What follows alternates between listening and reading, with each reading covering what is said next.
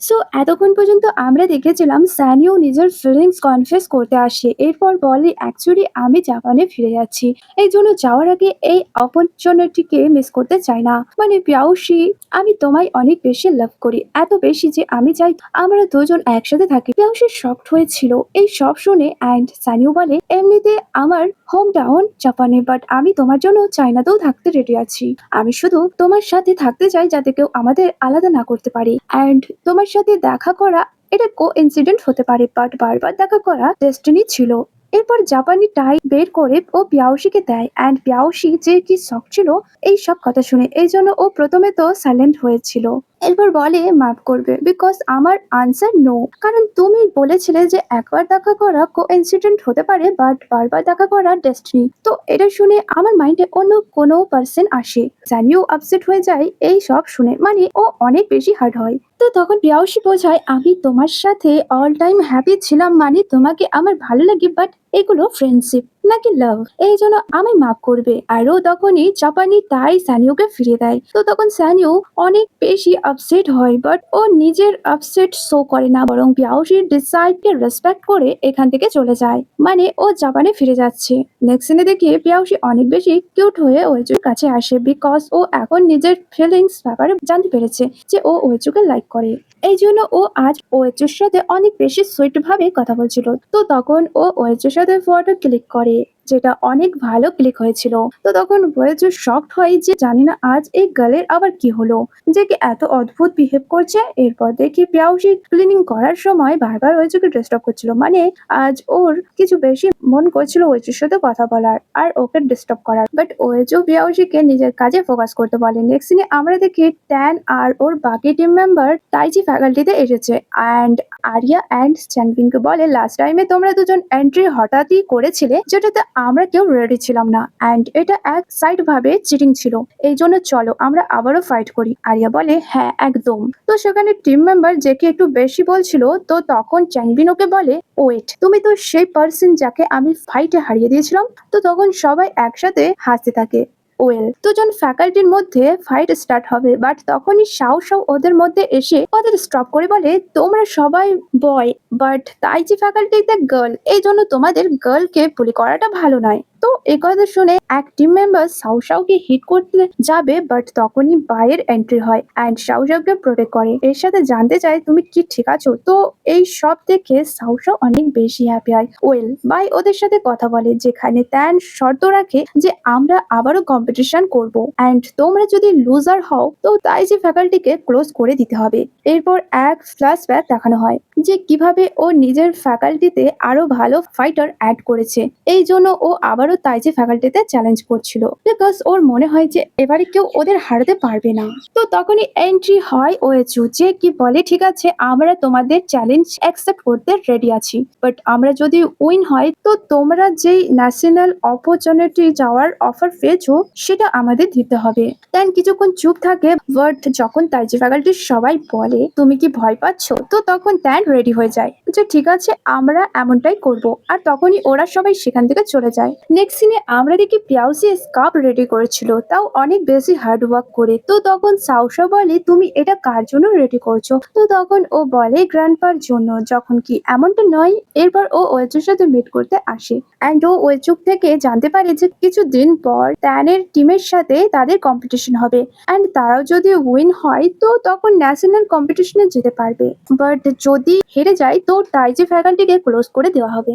এই জন্য পিয়াউসি বলে তাইজি ফ্যাকাল্টি যদি আমার হেল্পের প্রয়োজন হয় তো আমি তাদের হেল্প করতে পারি, বাট ওয়েচু মানা করে দেয় যে না এখন তোমার সবার সামনে আসাটা ঠিক হবে না। ওয়েল এরপর পিয়াউসি ওয়েচুকে আইস ক্লোজ করতে বলে অ্যান্ড স্কার্ফ পরিয়ে দেয়। ওয়েচু তখন সারপ্রাইজ হয়ে বলে যে রিয়েলি এটা তুমি রেডি করেছো, তাও আমার জন্য, বাট কেন। তো তখন পিয়াউসি বলে এই জন্য বিকজ তুমি আমার জন্য অনেক কিছু করেছো অ্যান্ড আমাকে হিডেন তাইজিও প্র্যাকটিস করিয়েছিলে, এই জন্য এটা গিফট। ওয়েচু হ্যাপি হয় অ্যান্ড ও তখনই পিয়াউসিকেও ওই স্কার্ফ পরিয়ে দেয়। পিয়াউসিও সারপ্রাইজ হয়ে ওয়েচুকে দেখছিল অ্যান্ড ব্লাশও করছিল। এরপর ও সেখান থেকে চলে যায়। নেক্সট সিনে দেখি ওয়েচু পিয়াউসিকে স্কেটিং করাতে চাই বডি ব্যালেন্সের জন্য, এই জন্য ওরা দুজন একসাথে স্কেটিং করছিল অ্যান্ড ওরা দুজন অনেক হ্যাপিও ছিল, ফুল এনজয়ও করেছিল। ওদের দিন এভাবে স্পেশাল হয়। নেক্সট সিনে দেখি দেখি প্রেয়সী যখন ওয়েচুর বাড়ি থেকে চলে যাচ্ছিল তো তখনই ওর কিছু অদ্ভুত লাগে। এই জন্য ও ভয় পেয়ে ভেতরে চলে আসে অ্যান্ড বলে বাইরে কেউ আছে। ওয়েচু হেসে বলে তুমি কি ভয় পাচ্ছ, অ্যান্ড তখনই ওর সামনে কাউকে দেখে। এই জন্য ও ওয়েচুকে এই ব্যাপারে জানায়। অ্যাকচুয়ালি এটা সেই মিস্ট্রিয়াস গার্ল যে লাস্ট টাইমে ওয়েচুর ওপর অ্যাটাক করেছিল। আর হওয়ার কি ও ওয়েচুর সাথে কোনো রিজন ছাড়াই ফাইট করা স্টার্ট করে। এমনিতে ওয়েচু আগে থেকে ইনজার্ড ছিল পুরনো ইনজার্ডের কারণে, বাট তখনও সে ফাইট করে। আর যখন ওয়েচু ওই গার্লের ফেস মাস্ক সরিয়ে ওর ফেস দেখতে যায় তো তখন ও ওকে অনেক জোরে কিক করে, যার কারণে ওয়েচু ওঠার সাহসও পায় না। অ্যান্ড ওই গার্ল ফেস রিভিল হওয়ার ভয়ে সেখান থেকে পালিয়ে যায়। অ্যান্ড ওকে ফলো পিয়াউসি করতে পারে না বিকজ ও ওয়েচু টেক কেয়ার করে, কারণ ওয়েচু অনেক বেশি ইনজার্ড যে একদমই ওঠার সাহস পায় না। নেক্সট সিনে দেখি ডক্টর ওয়েচু চেক করেছিল। এরপর পিয়াউসি ডক্টরকে বলে ওয়েচু কি ঠিক আছে, তো তখন তিনি বলে হ্যাঁ। আর তিনি তখন পিয়াউসিকে কোনো বাহানায় বাইরে পাঠিয়ে দেয়। অ্যান্ড পিয়াউসি যাওয়ার পর ওয়েচুকে বলে যে ও যত পার্সেন্ট ঠিক হয়েছিল তত পার্সেন্টই কমে গেছে, অ্যান্ড এর উপর ও হয়তো চলতেও পারবে না বিকজ সব থেকে বেশি ইনজেক্ট ওর লেগসে হয়েছে।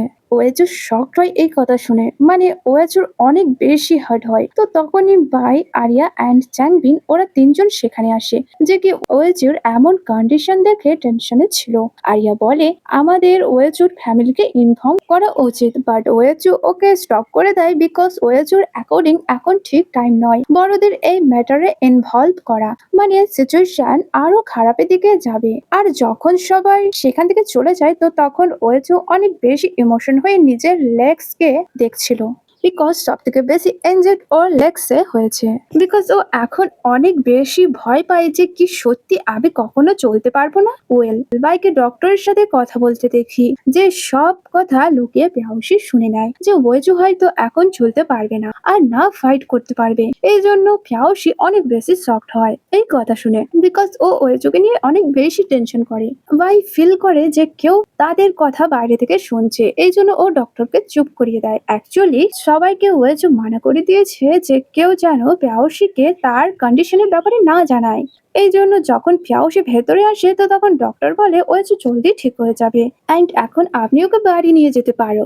নেক্সট ডে আমরা দেখি ওয়েজু আপসেট ছিল লেগসের কারণে, এই জন্য পিয়াউসি অনেক বেশি ট্রাই করে ওয়েজুর মুডকে ঠিক করার। অ্যান্ড ও যখন ওয়েজুকে সোপ রেডি করে দেয় তো তখন পিয়াউসির কথাই ওয়েজু বুঝতে পারে যে এর মানে পিয়াউসিও তার লেগস এর ব্যাপারে জানতে পেরেছে। এই জন্য পিয়াউসি আমাকে মেডিসিন সোপ রেডি করে দিচ্ছিল, যার কারণে ও পিয়াউসিকে বলে এখন তুমি এখান থেকে যেতে পারো, মানে তোমাকে আর এখানে আসতে হবে না আমার বাড়ির কাজে করার জন্য।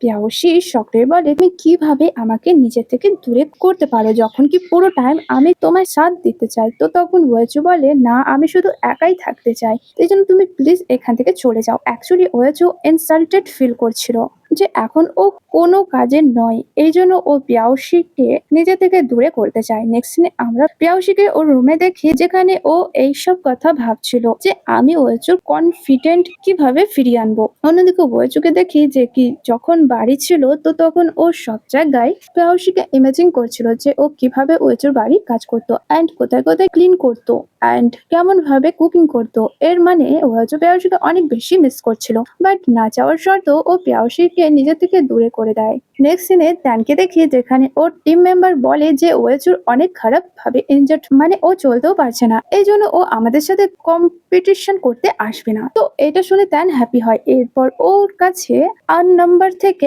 মেসেজ আসে, তো তখনই ও ওই মিস্ট্রিয়াস গার্লের সাথে দেখা করতে আসে। ওয়েল ও বলে তুমি বুঝতে পেরেছো যে ওয়েচুকে ইনজার্ড আমি করেছি নিজের সিক্রেট মুভের হেল্পে।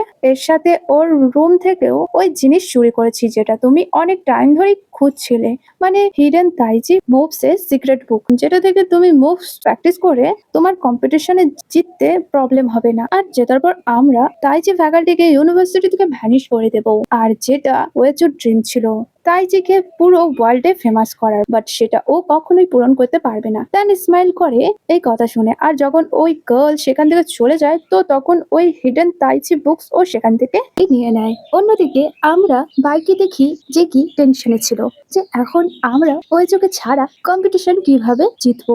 বিকজ স্ট্যান এইবার নিজের টিমে অনেক বেশি মেম্বার অ্যাড করেছে যারা অনেক বেশি পাওয়ারফুল। মনে হয় এবারে আমরা সবাই মিলে ওদের হারাতে পারবো না, হয়তো আমাদের ফ্যাকাল্টি বন্ধ হয়ে যেতে পারে। তো তখন পিয়াউসি ভাইকে বলে, আমি কি তোমাদের হেল্প করতে পারি? বাট ভাই মানা করে দেয়, বিকজ সবাই এটা মনে করে যে পিয়াউসি একজন নর্মাল গার্ল। তো তখন পিয়াউসি ভাবে, আমি কি তাদের সত্যিটা বলে দেবো যে আমি তাইচি জানি? বাট ওয়েজু আমাকে মানা করেছে, এই জন্য আমি কাউকে বলতে পারবো না যে আমি তাইচি জানি।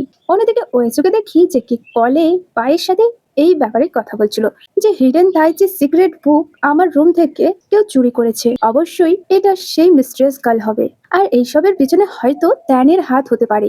তো এইসব কথা শুনে পায়েও টেনশন করে, বিকজ ওই বুক অনেক ইম্পর্টেন্ট ছিল। তো তখনই পিয়াউসি সেখানে আসে ডোর কার্ড ইউজ করে, এই জন্য ওয়েজু তখন কল কাট করে দেয়। ওয়েজু পিয়াউসির কাছে আসার রিজন জানতে চায়। তো তখন পিয়াউসি বলে, আমি ডিসাইড করে নিয়েছি যে আমি আমার ট্রান্সফার তাইচি ফ্যাকাল্টিতে করতে চাই, বিকজ এই তাইচি ফ্যাকাল্টির আমার হেল্পের দরকার। অ্যান্ড আমি আমার ট্যালেন্ট সবসময় হাইড করে রাখতে চাই না, বরং সবার সামনে এসে নিজের ফ্রেন্ড আর তাইচিকে প্রোটেক্ট করতে চাই। মানে আমি তাইচি টিমের মেম্বার হয়ে ট্যানের টিমের সাথে ফাইট করতে চাই। তো এ কথা শুনে ওয়েজু হ্যাপি হয় যে পিয়াউসি এখন অনেক ব্রেভ হয়ে গেছে, অ্যান্ড নিজের খুশি থেকেই তাইচি ফ্যাকাল্টিতে ট্রান্সফার হতে চায়।